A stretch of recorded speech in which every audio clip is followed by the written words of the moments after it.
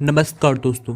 सोचिए अगर कल सुबह आपको पता चले कि सालों की पढ़ाई, नेट, पीएचडी, अनुभव सब कुछ होने के बावजूद आपकी नौकरी अब नियमों की वजह से खतरे में है, या फिर जिस भर्ती का आप इंतजार कर रहे थे वो अचानक रुक गई है। यही डर, यही सवाल और यही अनिश्चितता आज पूरे देश के हजारों शिक्षकों और छात्रों के मन में है, और इसकी वजह बना है यूजीसी का एक नियम। लेकिन सवाल ये है कि आखिर ऐसा कौन सा नियम था जिस पर खुद सुप्रीम कोर्ट को रोक लगानी पड़ी? क्या यूजीसी ने कोई गलत फैसला लिया है, फिर राज्यों के अधिकारों में दखल दिया है, और इसका सीधा असर आम छात्र और शिक्षकों पर कैसे पड़ता है? चलिए पूरी सच्चाई एक ही कहानी में समझने का प्रयास करते हैं।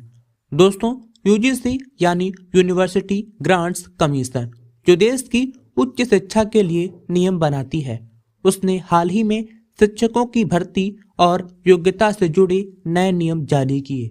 इन नियमों में कहा गया कि यूनिवर्सिटी और कॉलेजों में असिस्टेंट प्रोफेसर, एसोसिएट प्रोफेसर और प्रोफेसर की भर्ती सिर्फ और सिर्फ यूजीसी के तय किए गए मानकों से ही होगी, चाहे वो राज्य की यूनिवर्सिटी हो या राज्य सरकार के अधीन कॉलेज। यानी राज्य सरकारें अब अपनी जरूरत और व्यवस्था के अनुसार अलग नियम नहीं बना सकती।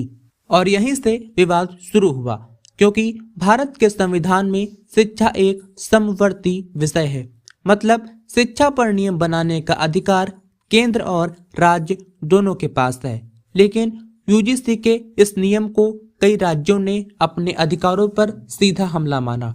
उनका कहना था कि उनके अपने यूनिवर्सिटी एक्ट और शिक्षक भर्ती कानून पहले से लागू हैं, जिन्हें एक केंद्रीय संस्था ऐसे खत्म नहीं कर सकती।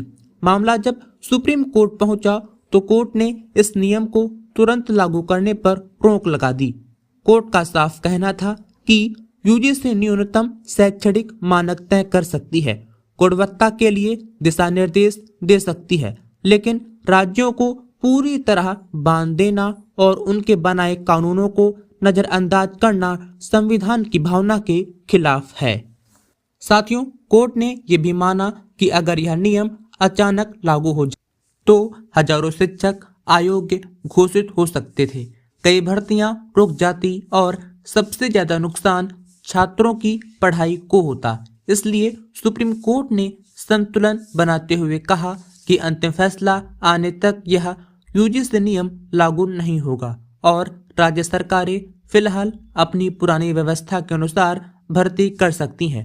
अब यहाँ एक जरूरी बात समझना है कि सुप्रीम कोर्ट ने यूजीसी को गलत नहीं कहा है, बल्कि तरीका गलत बताया है। यानी सुधार जरूरी है, लेकिन जबरदस्ती नहीं। अब आने वाले समय में कोर्ट तय करेगा कि केंद्र और राज्य के अधिकारों के बीच संतुलन कैसे बनाया जाए, क्योंकि शिक्षा सिर्फ नियमों से नहीं बल्कि स्थिरता और भरोसे से चलती है। और इस पूरे विवाद का असली असर सिर्फ कागजों पर नहीं बल्कि हर उस छात्र और शिक्षक पर पड़ता है जो अपने भविष्य को लेकर उम्मीद लगाए बैठा है। खैर दोस्तों, इस मुद्दे पर आपकी क्या राय है, आप कमेंट कर सकते हैं।